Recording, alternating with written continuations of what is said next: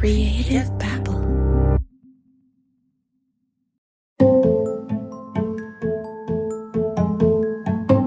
Do you remember the movie Catch Me If You Can? It stars Leonardo DiCaprio as a dashing young con artist named Frank Abagnale, and Tom Hanks as the FBI agent who relentlessly hunted him down. If you recall, Leonardo DiCaprio plays a teenager who poses as a pilot, a doctor, a lawyer, all while playing a game of cat and mouse with the FBI. In the end, I hate to spoil it for you, but DiCaprio's character gets caught and eventually starts working for the FBI. What an unbelievable story. I mean, literally unbelievable. And the most interesting part is that Steven Spielberg claims it's based on a true story. Wow. Frank Abagnale, the real-life man, must be the greatest con man who has ever lived. I've tried to get Frank Abagnale on this podcast for 5 years now. Actually, since season 1, his people wrote back to me and said, "Dear Mr. Leyva, thank you for your email. As noted on our website, Mr. Abagnale doesn't grant interviews dealing with his past. Thank you for the invitation, and we appreciate your understanding." What? The guy is the best of the best. He fooled everyone, even the FBI, and almost got away with it too. Why wouldn't he want to tell his story? I mean, I get it. Maybe it's because I'm a teeny tiny podcast.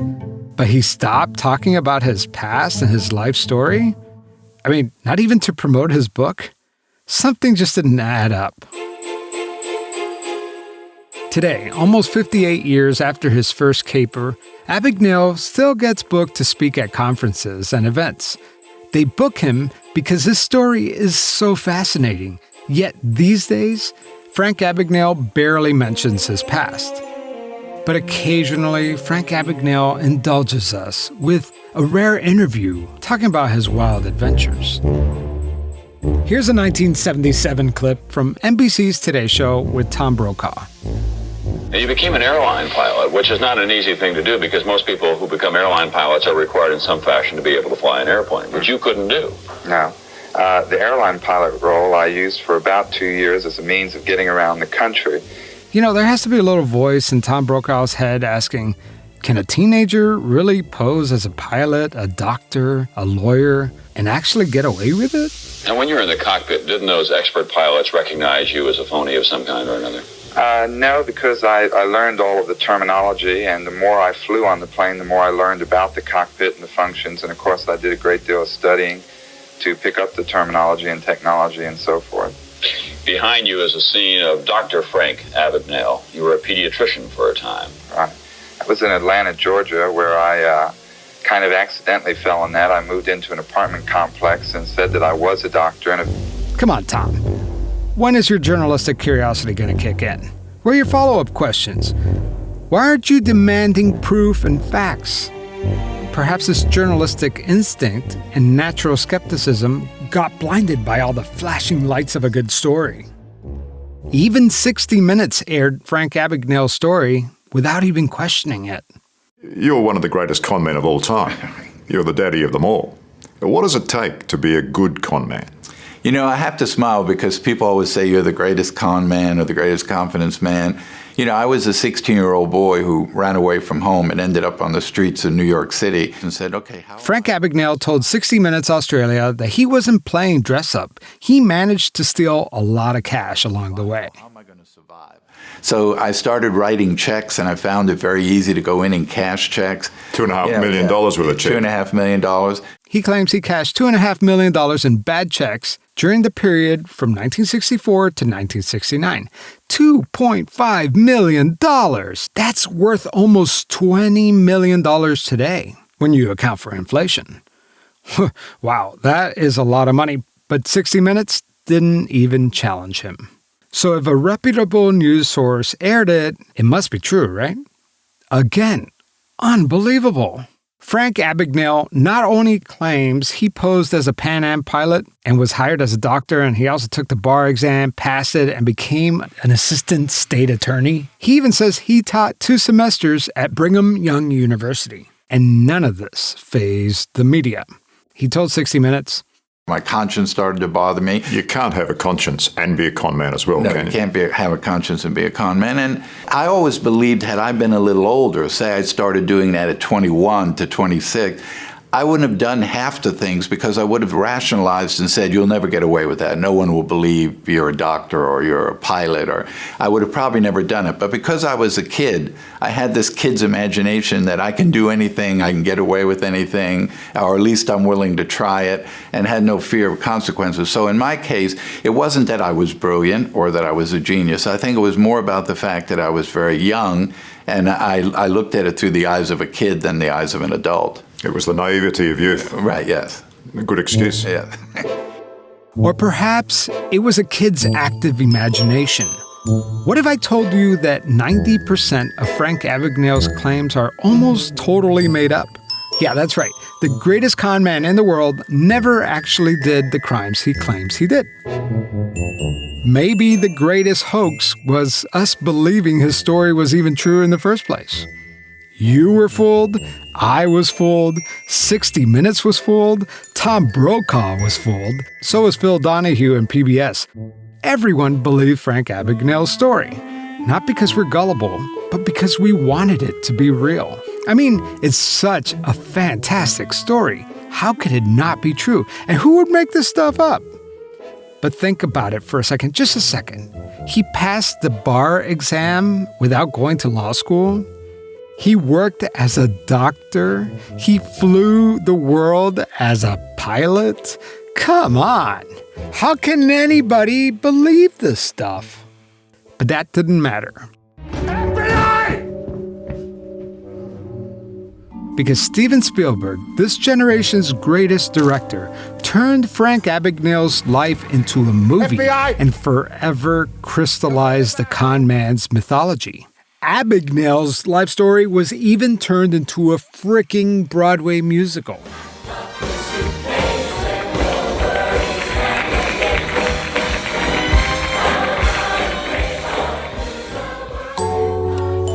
I'm going to disprove Frank Abagnale's claims one by one. Not with opinions, but with hard facts. And I have the court and prison records to prove it too. For the last few weeks, I've been combing through police department records, military service records, penitentiary files, trying to catch a con man in a lie. And I'm going to try to find Frank Abagnale to finally ask him in person the hard questions no one else has. I'm Javier Leiva, and this is Pretend. Stories about real people pretending to be someone else.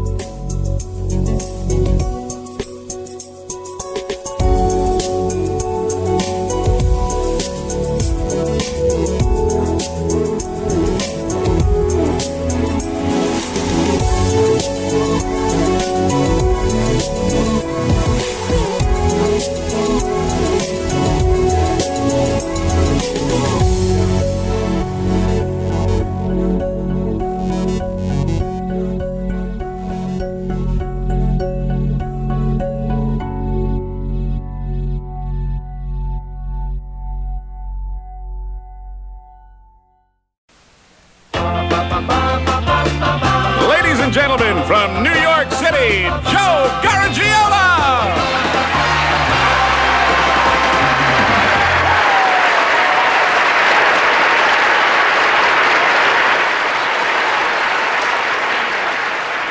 Thank you very much, and welcome to Tell the Truth. This is a clip of the 1977 episode of To Tell the Truth. Okay, and with that, let's meet a champion imposter.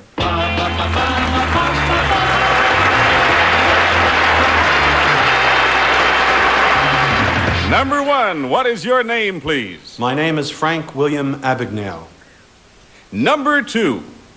My name is Frank William Abagnale. And number three. My name is Frank William Abagnale. I, Frank William Abagnale, am known as the world's greatest imposter, and no wonder. In the course of my nefarious career, I've palmed myself off as a doctor, lawyer, college instructor, stockbroker, and airline pilot. If you've ever watched To Tell the Truth, the game is simple. There are 3 contestants describing their life story, but only one of them is really telling the truth. Now, if you're a faithful viewer of this show, you know that this game is played with one real person who must always tell the truth, right? And then two imposters who can lie right through their teeth, okay? Well, our first guest, he's made a career out of being the most outrageous imposter that we've ever come across on this show. And you're going to see what I mean. The real Frank Abagnale is contestant number 2. My name is Frank William Abagnale. To Tell the Truth is the TV show that gave birth to the Frank Abagnale legend. Prior to this 1977 episode, Frank Abagnale was just a small-time swindler known for cashing bad checks, ripping off ordinary people, and small businesses. In 1977, there was no book, there was no movie, no Broadway play. It was just Frank the Crook. But now, in front of the world stage, Americans from coast to coast are watching To Tell the Truth and witnessing Abagnale lay the groundwork for the longest con of them all. The con that has fooled us for the last 45 years. Number 2, did you ever give anybody medical advice? Yes, I worked for a year as chief resident of a hospital in Georgia. Could I ask you, number 2, which hospital? It was the Cobb County General Hospital in Marietta, Georgia. Did anybody get well under your, or was it vice versa? Yeah, I had no problems. That was the real Frank Abagnale answering questions about his stint working as a supervising pediatrician working the overnight shift. Okay, here we go. Now, will the real Frank William Abagnale please stand up? Strike 3, folks. Not a single panelist picked the real Frank Abagnale from the lineup. Now, if he fooled the doctors and the lawyers and the bankers, what chance did we have? That's right. After the studio lights turned off at 30 Rock, that's when Frank Abagnale began to work. Before To Tell the Truth, no one had ever heard of this guy. There were no newspaper articles corroborating his stunts. So he did the next best thing and drafted up a press kit documenting all his adventures.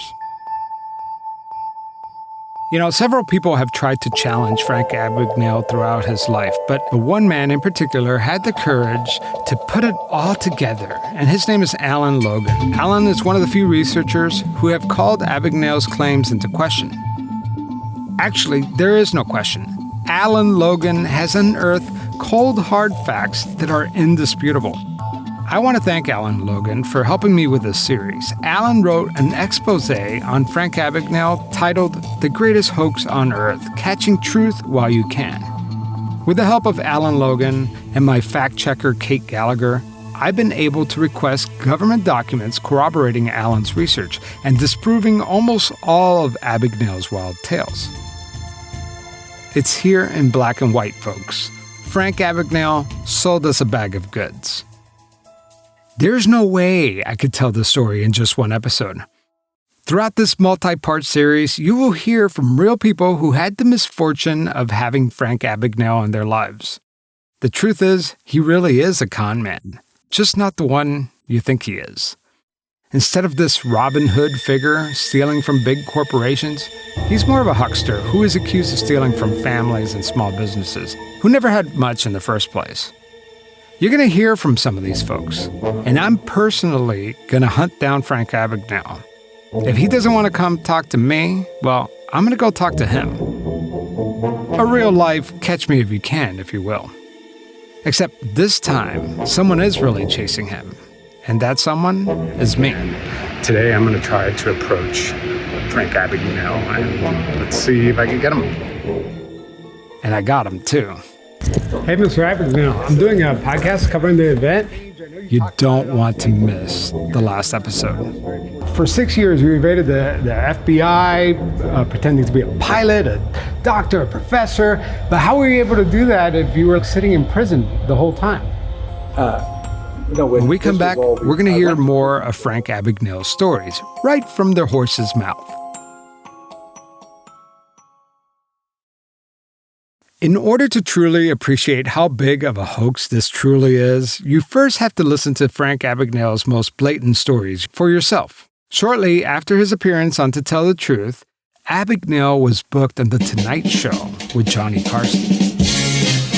I have not met my next guest. I'm looking forward to talking with him. His name is Frank Abagnale, and he had a short but illustrious career as a con man. Some of the things he did, he impersonated a co-pilot for a major airline. He faked it as a lawyer on the state attorney general's staff. Passed as a pediatrician in a Georgia hospital. Was a phony college professor. And cashed 17,000 bad checks amounting to $2.5 million. Would you welcome, please, Frank Abagnale. Millions of viewers were mesmerized by the con man's larger-than-life story. Frank, since we have just met, assure me that you are not passing as somebody tonight as Frank Abagnale and are really Fred Schwartz somewhere, or that you are what you are tonight. I'm me tonight. Now, you did all these things for what reason? Well, basically, I, at the age of 16, coming from a little town in upstate New York, my parents separated when I was 16, and kind of emotionally bothered me, and I couldn't get my parents back together again, so I ran away from home and found myself in New York City without a job, with no money. Frank Abagnale explained to Carson that he couldn't survive as a 16-year-old making only a few bucks here and there, so he decided to lie about his age. I always looked a little older, so I started saying I was 26 years old. People started paying me a little more money, but not enough to support myself. So I got into the habit of starting to write personal checks without having any money in the bank. Abagnale says that he found it easier to cash bad checks as a 26-year-old. But that wasn't enough. He needed more credibility. I happened to be walking up 42nd Street, and I saw this airline crew come out of a hotel, and I thought that would be the perfect front for me to be able to travel around the country posing as a pilot. Not only could I fly for free, but I would also be able to stay at hotels for free because and they do charge have it to the airlines. they have reciprocal things. But in order to look like a pilot, you need to dress like a pilot. How in the world did Frank Abagnale get access to a pilot's uniform? And so I called Pan American Airlines, got their switchboard, and asked for their purchasing department. I guess this was my first con, and when the purchasing officer came on, I told him that I was a pilot, based in L.A., was here in New York on a layover. Someone had stolen my uniform. Where could I get a replacement? And he sent me down to the uniform company and called up ahead, told them I was coming. They fitted me out. When he was done, the uniform manufacturer said, I said, how much is it? He said, well, it's $289. I said, well, I'll write you a check. He said, no, I can't take a check. I said, well, I'll pay you in cash. He said, no, I can't take cash. So I said, oh, he said, I have to bill this back to your payroll account and it'll be deducted from your uniform allowance. I said, oh, that's even better. Oh, of course it is. One thing is to dress like a pilot, but don't pilots need some sort of identification in order to get on a flight? Don't worry, he figured that one out too. Abagnale told Johnny Carson that he commissioned the creation of a generic ID card, but this ID card was missing one critical piece of information: the airline logo. So I walked by an airplane hobby shop, and I walked in and bought a little model of a Pan Am plane, and I took the decals out of the box and soaked them in water, put the little logo that would have went on the tail up on the check, up on the ID card, and then the word Pan Am, what would have went on the wing, across the ID card, and the clear decal on the plastic made a great card. Look at this. They like this. Everybody likes a good scam, don't they? I mean, secretly.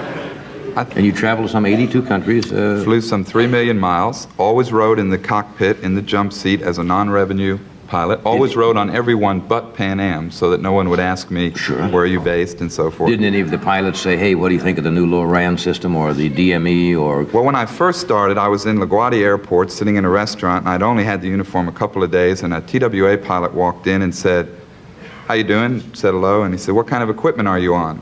And I thought, well, equipment, I didn't know what to say, so I said, General Electric. And he said, oh, and he walked out. So I quickly found out what equipment meant, what type of aircraft. What kind of aircraft you flying? What, did he think you were flying a washer or something? I don't know. General Electric, I think, did make the engines, you know, you might as well. You know, if you really look like you belong somewhere, it's true, isn't it? And you have a feeling of authority, people will almost accept you any place if you do it directly head on. True. Very true. Carson was also curious about his other professions. How did you pass yourself as a pediatrician?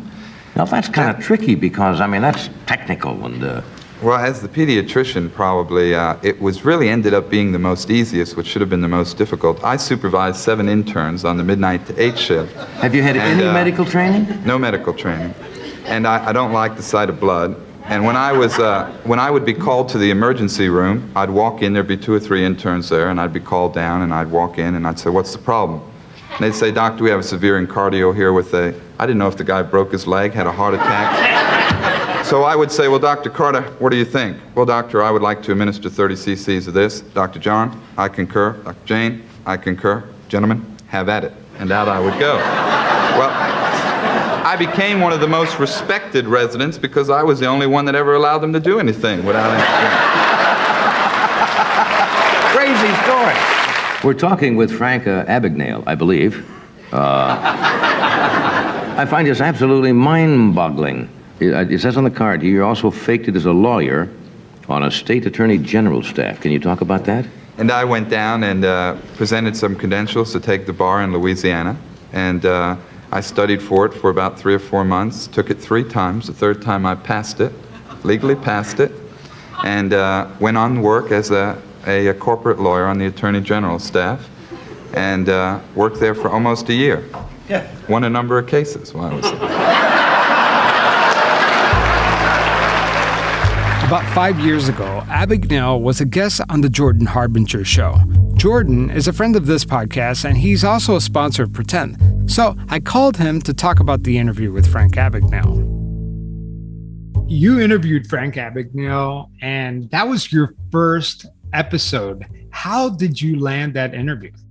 So I'd been trying to get Frank Abagnale for a long time, and I was hitting dead ends, man. And I thought, for a guy who you'd think would be more about self-promotion, given that he's got a podcast and a book and he's on a speaking tour, he was sort of dodging the media. So I tried, and I can't remember exactly who it was that introduced us. And if somebody hears about you from 3, 4, 5 people, they're going to eventually crack. But I had worked really hard to get that introduction. And of course, the delicious irony is I worked so hard to get this guy on because I thought he was the best guy around in terms of catching con artists and ... Now I got conned, right? So it's a funny full circle. Do you feel that way though? Do you feel like you only a little. We all got conned by Frank Abagnale. Yes. Because we all went to see the movie. We all thought it was amazing. And Abagnale's story is amazing. If only it were true. Jordan Harbinger was kind enough to let me play some of the interview from his show. This is all happening when you're still a teenager. Yeah, well, everything happened between 16 and 21, and people say, you were brilliant. I wasn't brilliant, I was just a kid, but being an adolescent, I had no fear of being caught. I had no fear of consequences. And I would have rationalized it and said that won't work. So, I went into banks cashing checks, but it was very difficult to convince them to cash a check for me. Then I was walking down the street and I saw this airline crew and I thought to myself, boy, if I had this uniform and then I walked in the bank as this pilot, they're more likely to cash the check for me. And it was like night and day. I mean, the uniform was so powerful, that's all they saw. The check looked stupid. But they saw the uniform, and I was this pilot, and they did. So I quickly learned very fast that that was a way to be able to do that. That was just a mechanism. But if I had really thought it out, it probably wouldn't happen. Funny enough, this part of the story is kind of sort of true. Frank Abagnale did pose as a pilot to cash phony checks. That really did happen. But the real story is not quite as exciting. We'll get into the details of this later on in the series. The important thing to remember is that with any good lie, there's always a grain of truth. Frank Abagnale's story is not 100% complete bullshit. It's just 95% bullshit. So he really was posing as a pilot, cashing checks, but the book and the movie are called Catch Me If You Can. And as it turns out, nobody was really hunting him down. One of Abagnale's victims said, and I'm paraphrasing here, Frank Abagnale wasn't on the FBI's most wanted list. In fact, if they had an FBI's least wanted list, he would be number 1. Here's Frank Abagnale again, rehashing his story to Jordan Harbinger. And it started out more as survival. How am I going to survive? Then it became people are chasing me, and how am I going to stay ahead of the people chasing me? And then towards the end of it, it started to become more of a game. until, I eventually stopped, knowing that they would eventually catch up with me. I don't look at a pilot who's standing in an airport lobby and go, that could be a fake pilot. The chances are slim, but he could be a fake pilot. I would never think that because I'm not trained to think that there's a fake pilot walking through the airport trying to scam flights or get through security. It doesn't make any sense. But even today, I do that. I look at the buttons on the uniform to make sure the buttons are the actual real buttons. I look at the wings a person has. And Jordan Harbinger is right. Humans are hardwired to believe. Most of us are trusting people. We don't want to question everything all the time. And why should we? I trust that the dentist drilling inside my mouth actually has a degree in training. I trust that the architect who designed my house knew what they were doing.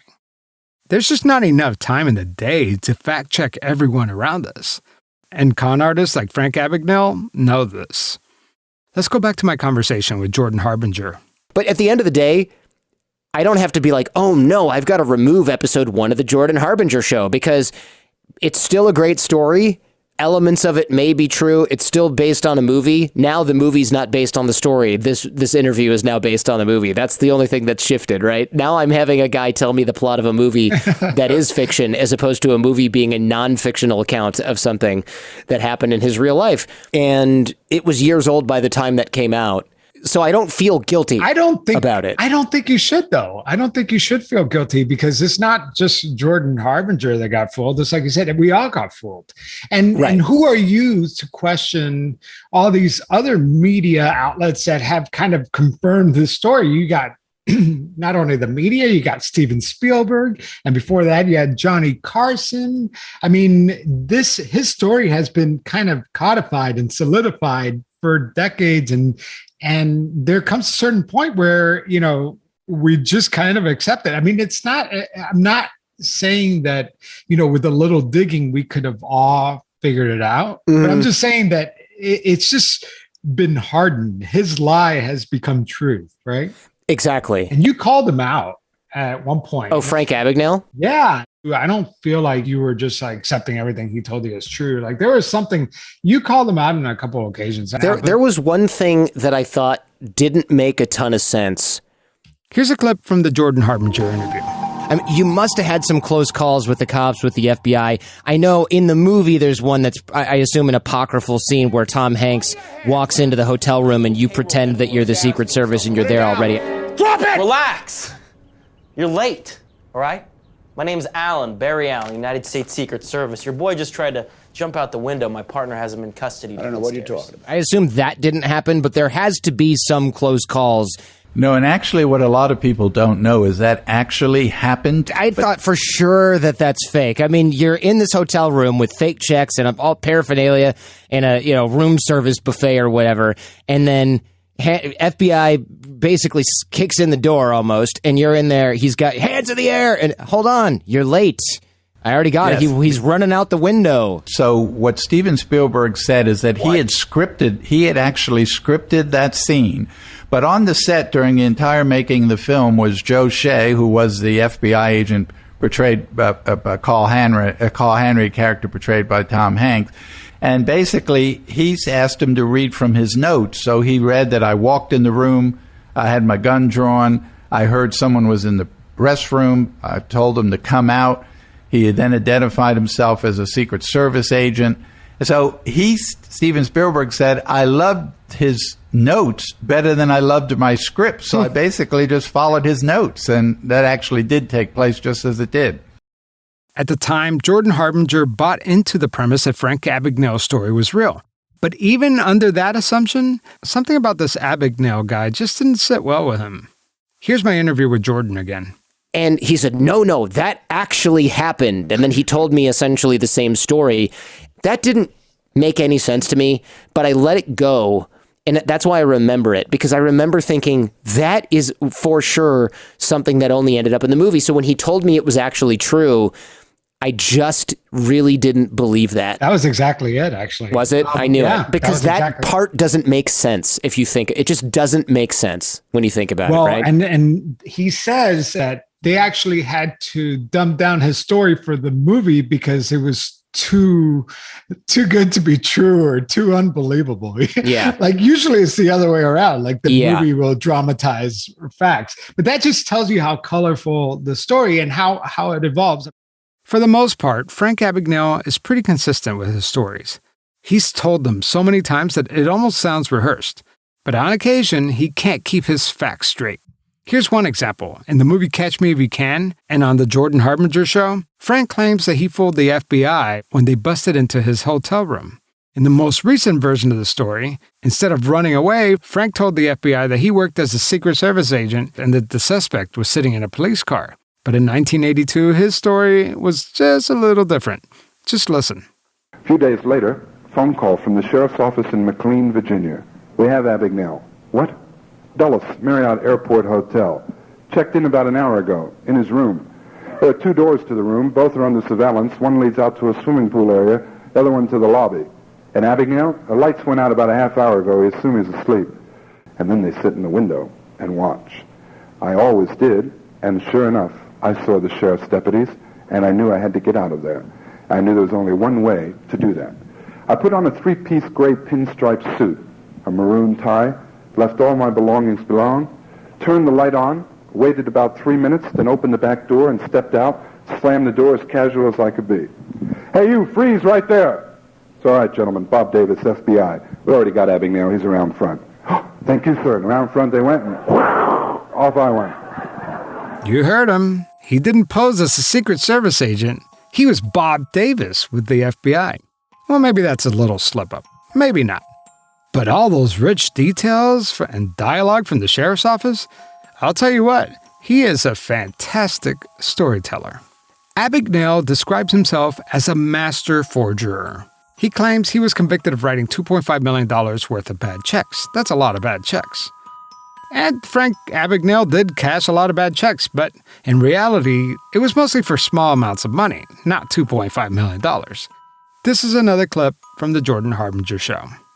There's a quote from the book that I just love, and I think it's a sheriff deputy that says this, and he says, Frank Abagnale could write a check on a piece of toilet paper drawn on the Confederate States Treasury, sign it, "You are hooked," and cash it at any bank in town using a Hong Kong driver's license for identification.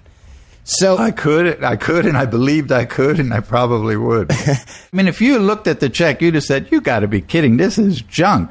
But they only saw that uniform. They paid no attention to the check. They just saw the pilot uniform, and that's all they cared about, and that was it. He told Jordan Harbinger that he mastered the art of floating a check. Can you explain a little bit about what the float is? You kind of, I think you invented this, right? You were using the routing numbers and the bank employees' lack of knowledge to get like 5 or 7 extra days at time.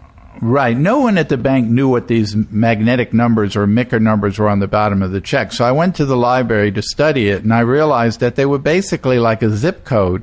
So if I were to forge a check, say, off a New York bank, which would be 021, Second Federal Reserve, First Branch, Manhattan, and I was to take that 0 and change it to a 1, then when I cashed a check in New York, it would go to the 12th Federal Reserve, San Francisco, to its first branch, Honolulu, Hawaii.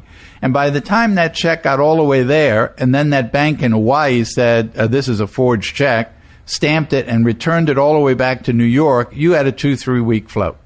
Of course, you couldn't get away with any of this today.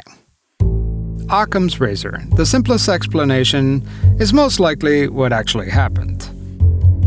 What's more believable? A teenage boy runs away from home, posing as a pilot, a doctor, a lawyer, or just a man who's a compulsive liar who would rather write bad checks and actually earn it.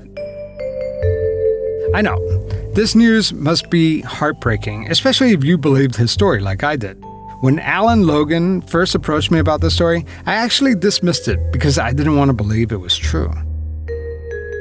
What's the old saying? It's easier to fool people than to convince them that they've been fooled. Take, for example, this lie that Frank Abagnale told during an AIB conference in 1982. Some newspapers called me the Great Imposter, a name that lasted with me for quite a while. The New York Times, in a period of 5 years, wrote a syndicated column about me, in which the New York Times referred to me as the Skyway Man. Wow, the New York Times wrote a syndicated column about him? Syndication, by definition, means that it was published in multiple places at once and for 5 years. So this should be pretty easy to fact check. Well, lucky for me, I happen to have a New York Times account. And their archives go all the way back to 1851. Well, as you may have guessed, I could not find a single article about Frank Abagnale prior to the release of his so-called autobiography titled Catch Me If You Can. So why lie about something you could easily fact-check? And why are we talking about this has-been con man from the 60s and 70s?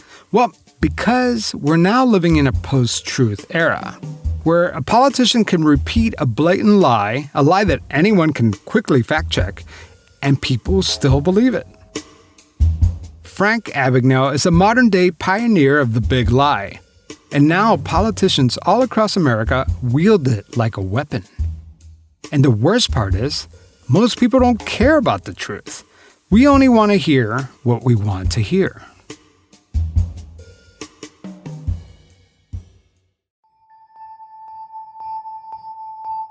So if this is all a lie, why hasn't anyone called him out sooner?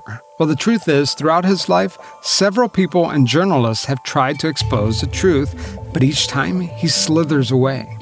For the last 40 years, Frank Abagnale speaks at conferences all over the world. At one point, his schedule was booked back-to-back with more than 200 speaking engagements a year. But the more people call him out on his lies, the less and less he talks about it. These days, he no longer talks about his past crimes. Instead, he lectures companies on how to protect themselves from financial and cyber criminals. He claims that he's been working with the FBI since he was released from prison. He's such a brilliant criminal that the FBI couldn't resist to hire him. That is according to Frank Abagnale lore. Here he is telling an audience at Google about his professional relationship with the FBI. This year I'm celebrating 41 years at the FBI. I've been at the Bureau for more than 4 decades. I work out of Washington, D.C. I actually make my home in Charleston, South Carolina, so every Monday I fly up to Washington, about an hour flight, and I go home on Thursday evenings. And here's Frank Abagnale making a fool out of the president of Oklahoma State University. My curiosity was, what was it that the FBI saw in you that they thought they could use? Because really, you just were really good at conning people. Right, and absolutely. So the first 5 years, I just did undercover work. And what the whole asset that the Bureau saw in me was that they could literally say to me, I need you in the next 2 weeks to take up this information. You're a lieutenant in the Army. You've been in the Army for this many years. Your expertise is this particular missile. And I need you to go to the base, and I need you to find out this information. They knew that they could put me in any position that I could fake long enough in that position to find out whatever they wanted me to find out. So in a perverse kind of way, there was doing the same thing. There was an admiration for what you were doing. Because Tom Hanks played the FBI agent that was... who and I were friends for 30 years. He was a wonderful man, and he was who I reported to for the first 10 years till he retired. And this whole FBI deal is probably the biggest mystery of all for me. You would think that if Frank Abagnale was going around telling people he worked for the FBI and it weren't true, that they would shut him down quick. I've asked my contacts who used to work at the FBI to see if they know anything about this, and all they've heard is that Abagnale has occasionally spoken to the FBI Academy. So I sent the FBI Public Relations Office a list of specific questions about Abagnale and his role at the FBI, and I'm waiting to hear back. But later on in the series, we're going to drill down into some of these claims. You're going to hear about several FBI agents who dispute some of Abagnale's stories. In the next few episodes, I'm going to lay down 2 timelines for you.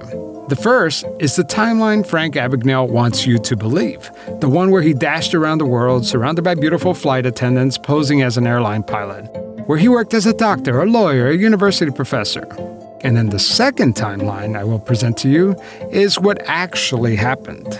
It turns out that Frank Abagnale was sitting in prison almost the entire time he was supposedly running from the FBI.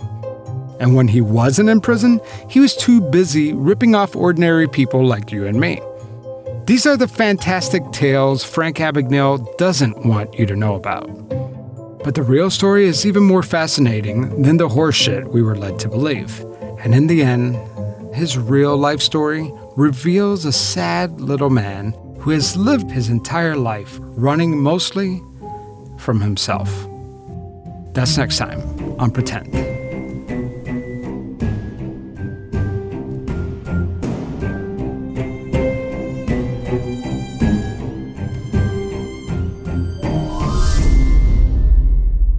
Today's episode was written by me, Javier Leiva, and fact-checked by Kate Gallagher. And I owe it to Alan Logan for his incredible research. I don't know how he unearthed all these documents, but I was able, with the help of Kate, to go and retrace his steps and file for the same documents that he has on Frank Abagnale. And you're about to hear, and the rest of the series is going to blow your mind. I mean, we've been able to pretty much reconstruct Frank Abagnale's timeline year by year, almost month by month.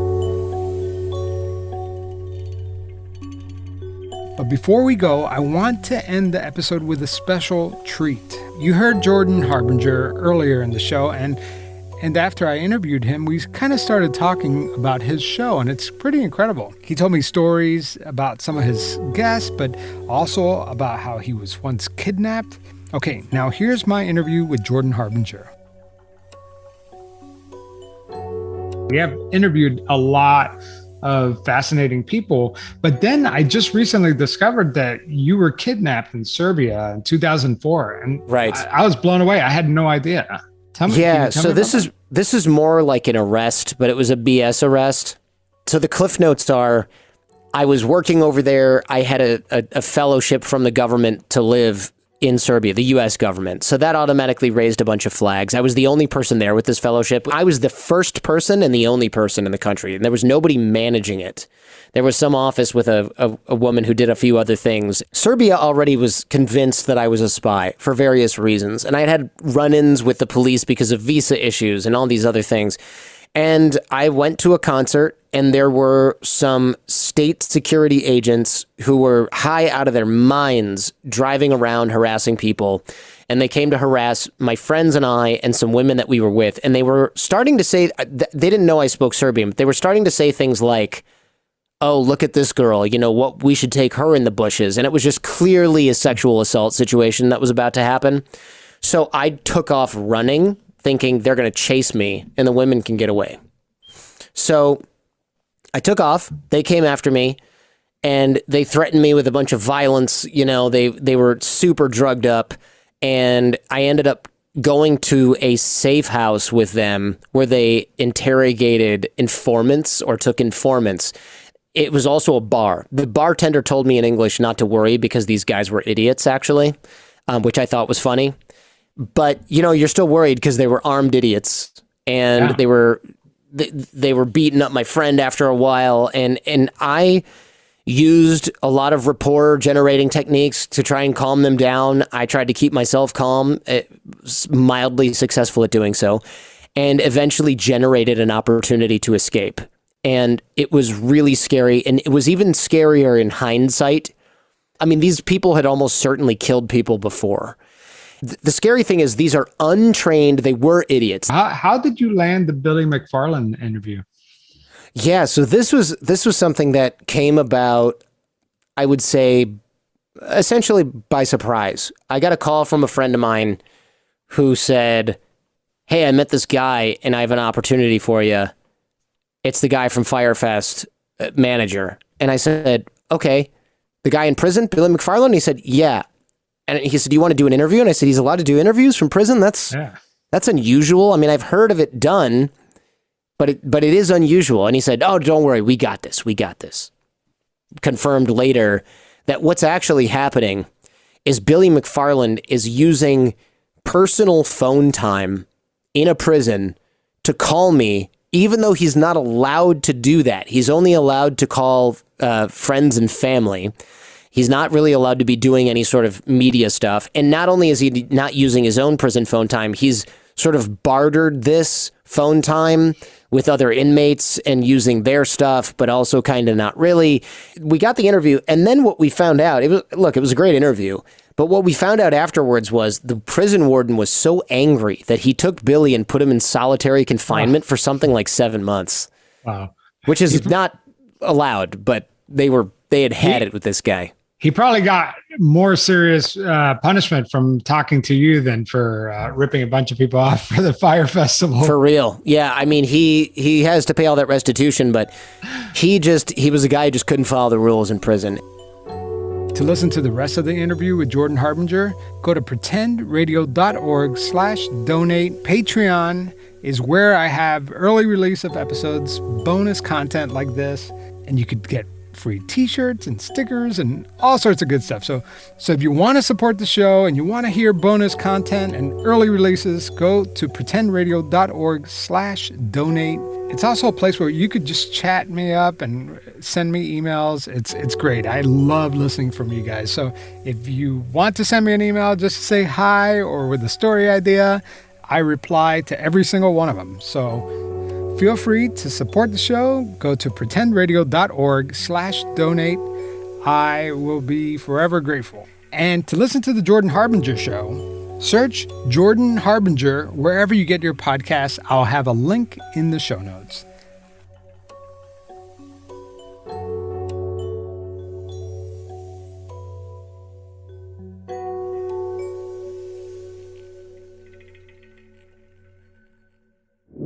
There are people that are missing in this country that their families don't have any idea what happened to them.